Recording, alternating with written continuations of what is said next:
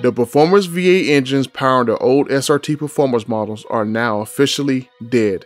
Once these models are updated to their next generation, don't expect the V8 to take you to the promised land.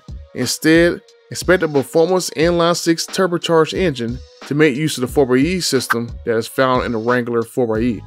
Stellantis has confirmed more versions of the two Hurricane engines are coming.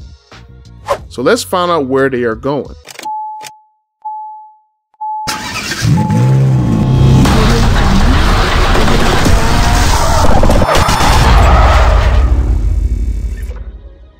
While at the New York Auto Show, the head of Jeep brand Jim Morrison was asked some interesting questions, and his answers confirmed that we will never see a next generation Hemi V8 and confirms what I've been saying for a while. The 4xe system is the future of high performance models. The 6.2 Hemi V8 will be leaving next year.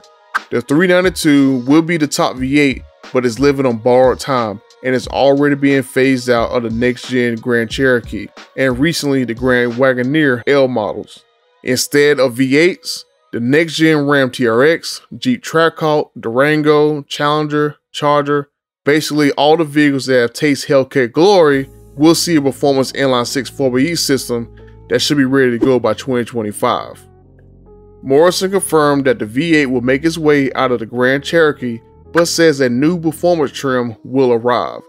We've seen the new Hurricane engines a few days ago that outperforms its V8 siblings. If you look at the 4xe Grand Cherokee, the 4xe system makes it the third fastest Grand Cherokee with just an inline 4-cylinder behind the SRT 392 and Trackhawk trims from the previous generation. The recently released Hurricane engines coming to the Wagoneer models will pack more power, and according to Jeep, the Hurricane 510 version can make more power if needed. More than likely, this is a hint of stage kits that will increase the power for Dodge vehicles. Throw in the extra power had by the 4xe system, then you have about a 600 horsepower and 700 foot-pounds of torque coming from a hybrid. I'll also throw out the numbers of a 4xe system if they use the standard output version of Hurricane as well. Jeep was bummed during the auto show when a more powerful hybrid system would come, but at least Morrison's confirmation that a Performance Grand Cherokee coming confirms a more powerful hybrid system. But all signs point to the Hurricane 510 with a 4xe system being the best you'll get if you don't want to go down the full EV rabbit hole. One of the issues I've heard about the 4xe system is packaging the 17 kilowatt battery pack in the Grand Cherokee L and the Wagoneer models.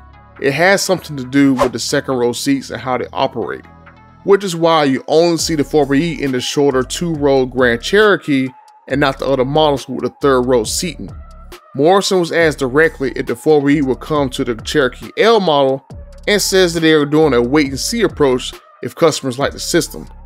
It doesn't make any sense when the 4xe Wrangler is the best selling plug-in hybrid and the same system is now found in the Grand Cherokee. It's faster than the 5.7 V8, more fuel efficient than the V8, and had 26 miles EV on the range with gas prices as high as it is. So yeah, packaging issues. Just saying. Another interesting part of this article is towing performance. With the smaller 4xe system, the Grand Cherokee 4xe loses about 1,200 pounds in towing compared to its V8, and 200 pounds compared to the 3.6 liter Pentastar. Looking at the tow numbers for the Wagoneer with the new Hurricane engines, you'll see that they basically had the same tow numbers. Apply the 4xe system, and I don't think you're going to have a dramatic hit to the tow numbers. Morrison says that a better tow option is coming, but we know it won't be a V8, and the electrical version of the new Hurricanes are still missing. Stellantis confirms on his press release that a hybrid version of the two new Hurricanes are coming. And while we're on the subject of towing, it was said in March by Stellantis CEO Tavares that HD trucks will move to a hydrogen powertrain with electric assistance for towing. And Cummins is at work now to make an application that will fit the HD trucks. So the diesel and 302s are living on borrowed time as well.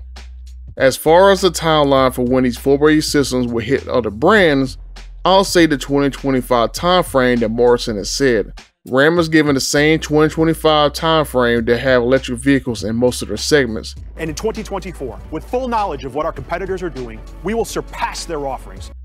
In summary, we are not following in the footsteps of our competitors.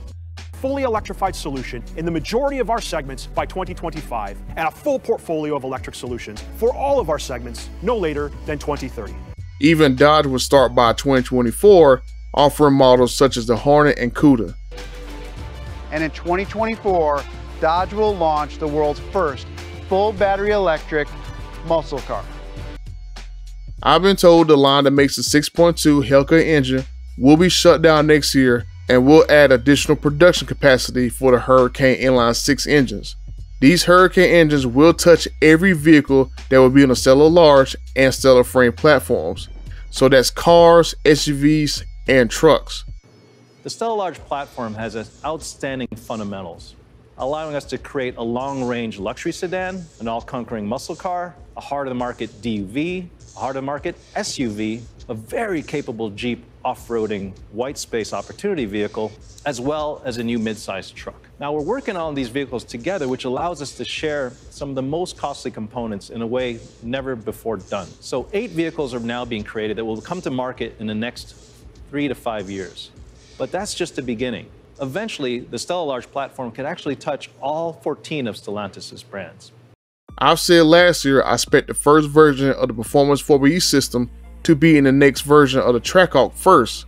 It's the first vehicle to move to the STLA Large platform and is currently the only vehicle confirmed to have a performance plug-in hybrid coming. So maybe next year, with the Hellcat platform going away, Jeep will show off the Performance 4xe and we'll get a taste of hybrid performance for the future. With no Hellcat engine coming to the next Trackhawk, no Durango Hellcat, Dodge cars are confirmed to lose their 6.2 in 2024. Don't expect the TRX to stay the Lone Ranger in 2024 with its Hellcat engine. If you want a Hellcat in any vehicle, you got one last model year left before they're gone forever. That's sad. But the hybrids won't be the most advanced cars that come out of Stellantis. Only the full EVs will have the highest horsepower levels and take advantage of the state-of-the-art suspension system that you can check out here.